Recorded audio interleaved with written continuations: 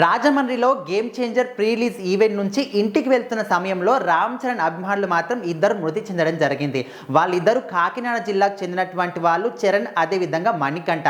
అంటే ముఖ్యంగా ఇక్కడ ఈవెంట్ అంతా కూడా చాలా గ్రాండ్గా అయింది, సక్సెస్ఫుల్గా కంప్లీట్ అయిపోయింది కూడా. ఈ ఈవెంట్ దగ్గర మాత్రం ఎలాంటి గందరగోళాలు కానీ, తొక్కిసలాటలు కానీ, ఎలాంటి గాయాలు ఎవ్వరికి కూడా కాలేదు. సో అంత కంప్లీట్గా ఎందుకు ఇంత సక్సెస్ అయిందంటే ఖచ్చితంగా డిప్యూటీ సీఎం పవన్ కళ్యాణ్ వాళ్ళని అనుకోవచ్చు. ఆయన అంత పకడ్బందీగా ఏర్పాటు చేయడం కానీ, పోలీస్ సిబ్బందిని కూడా భారీగా మోహరించడం వల్ల ఎలాంటి సమస్యలు కూడా అక్కడ తలెత్తలేదు.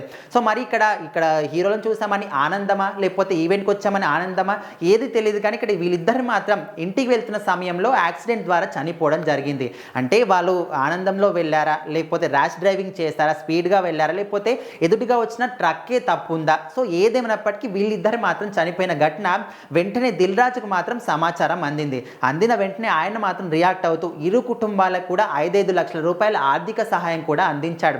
ముఖ్యంగా ఈ టీం వాళ్ళకి, మూవీ టీంకి ఎలాంటి సంబంధం లేకపోయినప్పటికీ వాళ్ళు మాత్రం ఈవెంట్ నుంచే వెళ్తున్నారు కాబట్టి వాళ్ళు ఒక ఇనిషియేట్ తీసుకొని వాళ్ళ కుటుంబానికి అయితే సహాయం అందించారు.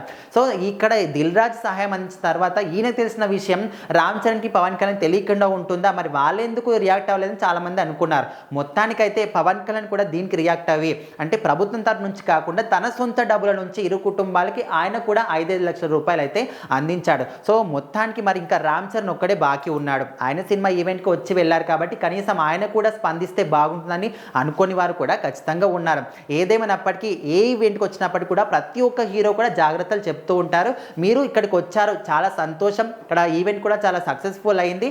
మీరు ఇంటికి వెళ్తున్న సమయంలో కూడా అంతే జాగ్రత్తగా వెళ్ళండి. దయచేసి మీకు దండం చేసి చెప్తున్నాము. మీ ఇంటి దగ్గర ప్రతి ఒక్కరు, మీ ఫ్యామిలీ మెంబర్స్ కూడా మీకోసం అదే విధంగా ఎదురు చూస్తూ ఉంటారు కాబట్టి జాగ్రత్తగా వెళ్ళండి అని ప్రతి ఒక్క హీరో చెప్తూనే ఉంటారు. కానీ మరి ఫ్యాన్స్ వాళ్ళు ఆనందమా తెలియదు, కాకపోతే ర్యాష్ డ్రైవింగ్ చేస్తారు, లేకపోతే ఎదుటి వచ్చే వాళ్ళదే తప్పు ఉందా, ఏదేమైనప్పటికీ మీరు మాత్రం చాలా జాగ్రత్తగా వెళ్తే బాగుంటుందని అందరూ కూడా చెప్తూ ఉంటారు. సో మొత్తానికైతే రామ్ చరణ్ అభిమానులు మృతి చెందిన ఘటన తెలిసినప్పటి నుంచి అందరూ కూడా వాళ్ళకి సానుభూతి తెలుపుతూ ఉన్నారు.